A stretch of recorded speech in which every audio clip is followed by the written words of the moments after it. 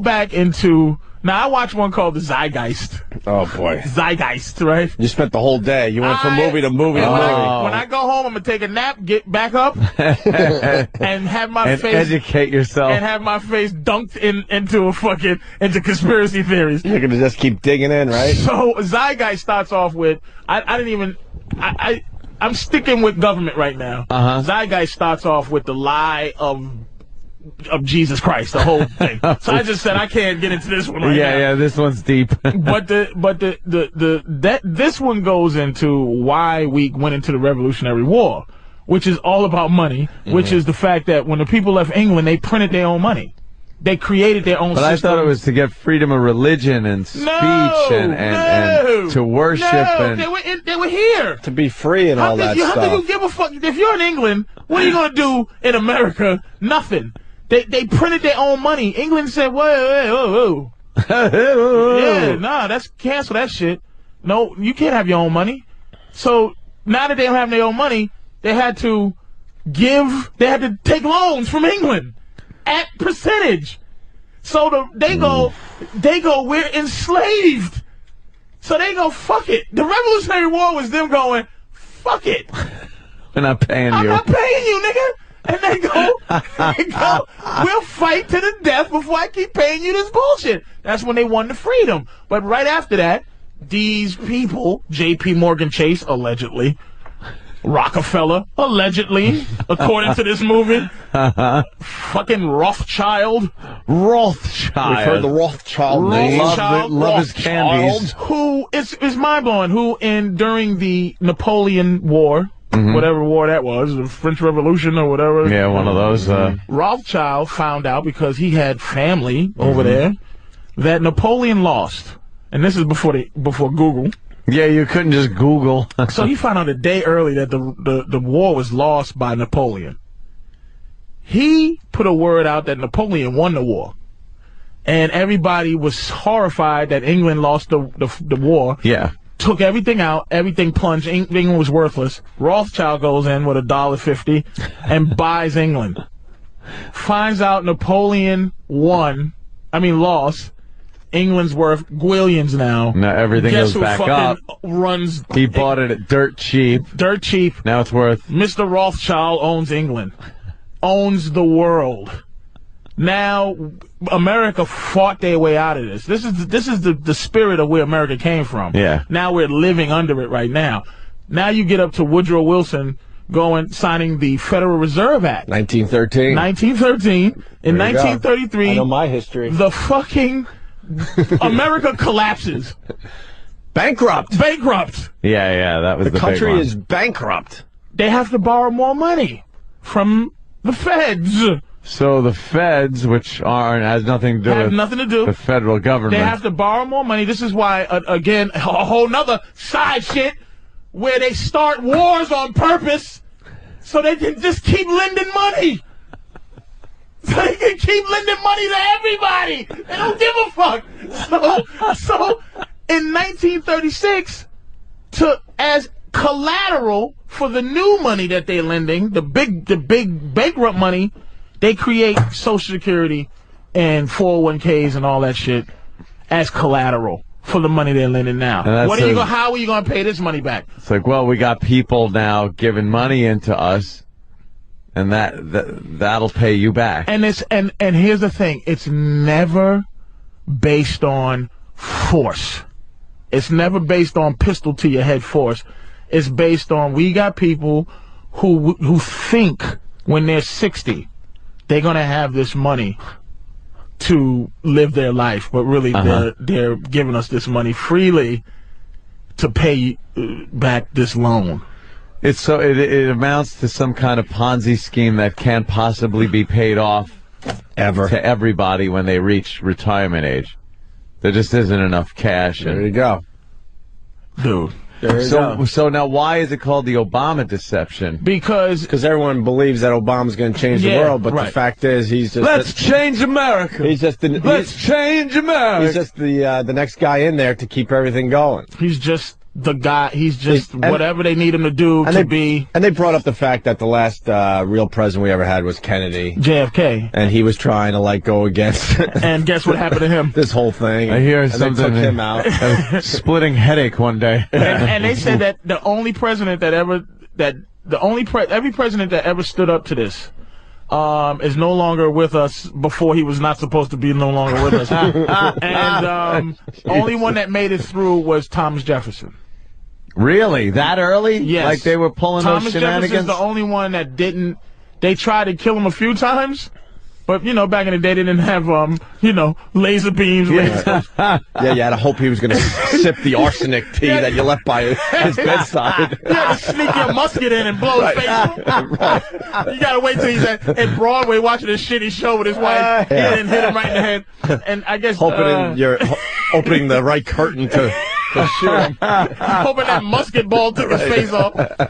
And he didn't, he's the only one that stood up against it that didn't. I didn't even know they tried to kill Thomas Jefferson. Yeah, I had no clue. A few times. Yeah. Do you know of any of the plots that went wrong? Fucks no. I'm repeating shit like a parrot. I gotta go find out. Black slave girl with a bear trap in her pussy or some shit. Yeah, but that's what we all do is we just turn into parrots. You read one political book. And I'm a parrot. Next thing you think you know everything. But I'm just repeating what I say. It's just, I believe it, though. I just believe it because we're living in that time. And the actual thing is what they're trying to unfold has been since World War I is a one world thing. Yeah. The last bit of it is I think China, because they're trying to get they cancel Europe. The EU, there's no borders. Yeah. But they signed a thing called the North American Union, and there's no borders here either. Canada, Mexico, and the U.S. It's borderless. That's why no one's talking about immigration and sneaking across the border, because they want one big thing, so that they can control one big thing. They're canceling all this horse shit. One World Bank. One World Bank. To make one world, Well, that would be they did it to Africa. Africa was the first one they did it to. Yeah, cancel all these funky African countries. We need one Africa. Those borders were changing every week anyway. Fuck all that. EU, and then China, and I don't think China's involved quite yet, but they're the next one that we got to figure out. Well, that story came out how China's they're getting a little edgy about how much money we owe them. Because they are in possession of a lot of our dollars, and if something happens to our dollars, they're shit out of luck. So they're starting to say, "Hey, we need a little security here. Yeah. What you need something to back this shit up." How much? Yeah, $787 billion. Yeah. How can you back this shit up? It's just paper to us. $5 trillion. Yeah, that's missing. It's a lot of fucking massive firecrackers coming out of your kid's asshole. Every time you get a motherfucker, every time you have a baby, that's a little cash register for the... the best part of the Obama deception was going through all the stuff Obama said during his campaign. Yes. Like, I'm going to get everybody out of Iraq, I'm going to do this, and this, and then they're showing, unfortunately, in the movie, they should have waited to put the movie out until Obama's in there a little longer. Right. But they're saying, like, in the first 30 days, he's drastically changing his tune, and they're basically saying he's the biggest liar of all of them. Wow. Well, because the Guantanamo Bay thing... which pissed off Anthony. Yeah. Oh, wait a minute. You'll like this one. This is why I want to call you. Yeah. Uh-huh. They didn't really close... Oh, yeah, they didn't close it. Yeah, well, explain that to him real fast before you go to the gun law thing. The Guantanamo Bay thing was just a promise to think about closing it. Right. In a year. Not closing it. I promised that I might close that shit. In a year. According to the movie. Right. Right, because from what I've heard, it sure sounds like he's closing the shit down, but it's also being told that they're sending these prisoners elsewhere to get the crap beat out of them. They're not just letting them go and then, like, all right, go on with your lives. It's not covered internationally. Right. They're just kind of moving them to another place. They'll just send them to, like, Saudi Arabia where they can According to the movie. Right. According to the movie, right. By Alex Jones. And what about the gun laws? Who also did Endgame, by the way. Because I'm very interested in Obama's stance and the new Attorney General. And Hillary and all that on gun laws. Well, here's the thing about gun laws, my friend. According to the movie. According to the film. Mm-hmm. We are now a standing army. We are absolutely a standing army. Yes. Which means, it means that our soldiers are now going to be slowly deployed all over the planet. Very close to China and Russia. That's crazy. Very close, sending everyone everywhere. No, that's crazy because Obama said that he wants to pull back. Well, he put 30,000 extra troops in Afghanistan, according to someone else. I wasn't there. I didn't see what happened. Now, ultimately, though, what they're doing, and I forgot the name of the website, and essentially is and Rahm Emanuel said it in the movie. He goes, look, eventually, America, being an American is not a privilege. It is it's not a right, it's a privilege. And you are to service. They use this word service. They use New World Order and service. Service. A lot. Service. You are to service this country. And they're trying to implement that kids from 18 to 25 be required to service the country. Required. They don't get into what the service is. But basically, according to this film, that they need more police. So they're trying to create a civilian army for when the shit goes down and there's martial law. They need people. And not everybody is going to come in and go, hey, I volunteer. So they're going to have service. And what they're doing, the first phase, is to cancel the Second Amendment. Right. So that there's only the fucking police running around with guns. People can't have guns to protect themselves. They have to take away that shit so that they can go find out who's registered. And there'll be criminals with them, but criminals will end up being our friend if this goes down. That's always been the way, any kind of fascist state has worked. They take away the civilians. They use that fucking term a couple of times. Yeah. This shit is fascism. And that's one of the biggies as far as the NRA goes. They're saying all this stuff like this is what goes down. Usually when there's a gun law that's passed, if you're grandfathered in, you're fine. Let's say you have a rifle that's considered an assault rifle, and then they ban assault rifles. They don't come to your door for the most part and take your weapons away. They did that in a few places where they outlawed handguns, like in Chicago and stuff, where you had to take your pistol and hand it into the police department. But for the most part, they haven't knocked on your door and said, we're coming for your guns. But that is something that is definitely a potential act under Obama and this attorney general. They've got a lot of anti-gun people in there, anti-Second Amendment people. That if they're going to take the guns, and again, according to this film, the film that they want to take the phase one is to take these. Phase two is to slowly implement service. And Rahm Emanuel sitting there saying it. Slowly implement service. And they don't say nothing else but fucking service. So there's this youth army that kind of... Nigga! What the... Like... That's just kind of what, and their job will be to keep the people from fucking saying fuck you. When they go, all right, everybody, listen, here's what we need to do. Hear ye. We're just going to take your money and we're going to just outright come in here with this Viva Vendetta kind of thing. With this, what's the other movie that's like V? Like where these fucking movies, with this They Live kind of thing. You know what I mean? Right, yeah. When they come in and they just lower the boom and say, here's our plan, but it's too late for you to do anything stupid. They're going to have motherfuckers, making sure that they'll shoot a motherfucker in the face. Service. Service. As soon as you go, wait a minute, JP Morgan Chase, I want my money. And they'll have somebody in that motherfucker to blow your face off. We're sorry about that. Go to your home that you can't afford. Fast forward to why Obama was picked. This movie's saying he was groomed for 30 years. Yes, according to this film. Because the globalization has a different face. It ain't white no more. If you want to go global, most global is not white. It's just Australia and England and America is full of white people. But everybody else he's there to make everybody else feel like they're possibly a part of this globalization. Danny just ruined the whole little world of intrigue through this movie for me by telling me it is produced by the same guy that produced Loose Change, which I see. Wait, his name is Alex Jones? Did Alex Jones did Loose Change? One of the biggest hunks of shit, fake I'm not propaganda bullshit. I believed in, he did Endgame too. And look, the propaganda, you could believe if Rush Limbaugh does a well done documentary. Yeah. I'm sure you go, whoa. You could go, whoa. And you want to, you lean towards what you believe. The 9/11 thing, according to the other movie, the Endgame, not Endgame, Zeitgeist. Yeah.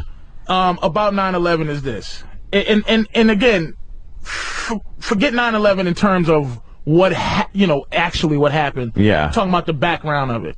World War I, we could not get involved in World War I. America would not want to get involved. No one supported World War I, us being in World War I. Yeah, they sunk. They have this conversation, allegedly, but it's supposed to be on record. Oh, yeah, this is like something that's known. Some dude talked to another dude and said, listen, we can't get in the war. And he goes, what if an ocean liner with a bunch of Americans on it fucking sunk? It's torpedoed or something. What if that happened? What do you think? Well, I think that America probably have to get involved. Boom! Boom! What is it, the Lusitania? Yep. And we in. World War II did not want to get into the war. Wouldn't get into it. FDR, is it for FDR? Yeah. He started to allegedly provoke Japan into fucking with us. We embargoed them. We stopped trading with them. Weren't giving them the steel they needed. We started threatening them on the side, like giving China some shit and going, giving China money and help and going, fuck those motherfucking Japs. I don't like sushi anyway, bitch.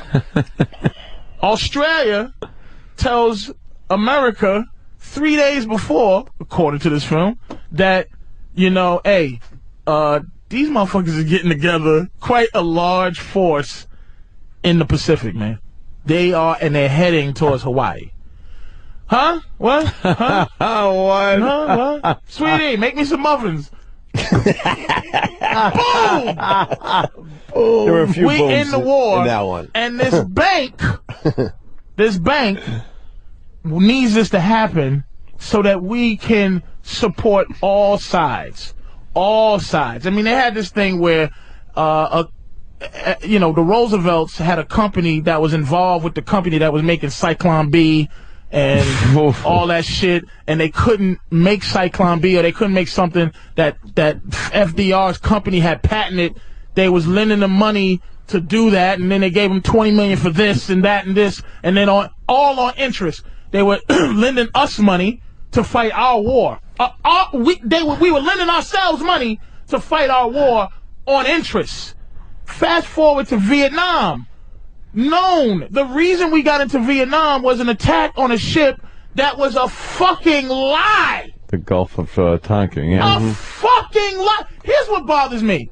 How can you, there's things that you move on to, right? How do I move on to the Gulf of Tonkin without really talking about the Lusitania, like, how do you go to the next fucking thing? Why don't you go, wait, no, let's keep talking about the fact that we may have sunk a ship with people on it. Can we talk about that? No, we just keep moving. Fast forward to the Gulf of Tonkin. A lie. Now, it's officially a fucking lie in history. It's not an argument. It's not Illuminati. It's a goddamn lie. But we fought it anyway. It's a part of history, and we go, we fought it. Fast forward to 9/11. Look, whether you go, there's some things, okay, hey, we argue back and forth. I'm going with the climate of wanting to go to war for some shit, can't go to war, and need an event big enough to go to war. Now, we can argue the engines disappearing at the Pentagon. We can argue this, and we can argue the spots of the way the buildings imploded, like it looked like it was demolished. Yeah. And we can disagree. I could go, I believe that shit. And you go, fuck no. But I'm saying the climate of what's happening, it's the same as the other three. Why can't we think that this shit could happen? It's shot. Building 7, and don't roll your eyes yet. I just watched Building 7. They put a picture of Building 7 falling that didn't get hit, that didn't have structural damage, imploding the same exact way as a planned demolition, the way it fell. There's people that say it. Now, I know how you feel about it. Yeah, you know, and I couldn't argue back and forth about it because we're both going off what we believe. We didn't go out there with, our meters or anything like that. I'm repeating some shit. You're repeating some shit, what you feel. So I'm just stepping back going, historically, the country would do some fucked up shit so that it can lend itself money for war. And here's the Vietnam War that they're comparing to the Iraqi thing. All they needed to do is sustain. The Vietnam War was never supposed to be won. It was just supposed to go on and on and on and on and on. So I could keep lending myself money at interest and keep taking money out your baby's asshole. The only thing I can even throw in as far as the 9/11 thing goes, I'll never believe that explosives were put into a fucking working building, that these workers came in and wired these fucking buildings with explosives, because you know what that takes? It takes an empty building. It takes jackhammering of cement structures that a secretary would look and go, excuse me, what are you doing with all that C4? Is there something? So I can't believe that. And there was structural damage to the building. When the two towers fell, it threw all kinds of shit into there. It was on fire for a long time. All I'm saying is, I don't believe there was this conspiracy that America planted bombs in there. Here's the only thing let me agree with you on this thing, and this is the thing that makes me not believe in aliens. All right. Is the secrecy of the average boob. The level of secrecy that a construction worker would have to have to do that is to be logical, I go, Jesus, that doesn't make any sense that a guy would go, yeah, all right, listen, let's pretend we're going to put explosives on it and kill 3,000 people. Yeah. I agree. The deception that there's aliens somewhere in a building that fucking Johnny and Harry the boob are guarding against us. Yeah. Makes me go, I think he's telling his chick. Yeah, somebody knows. That, hey, listen, E.T. is in this motherfucking building, sweetie. I believe that. But there are, the fact is that in order to pull off all the shit that's happening, you have to have the help of the people. We have to agree. For some reason, we have to agree to fuck each other over. And it's not far-fetched that a person has been on the phone and said to you, hi, listen, I can't, my kid is dying, I don't have insurance. Yeah, it's $1,500 a month, but I only make $750 a fucking week.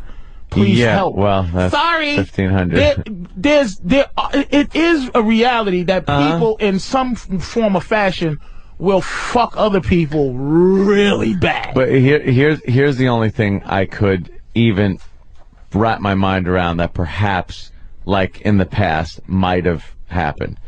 There was a plot by extremists, Islamic extremists, to do what they tried to do in the early 90s, bring down the towers. Okay. And perhaps somebody did know that this was going to go down.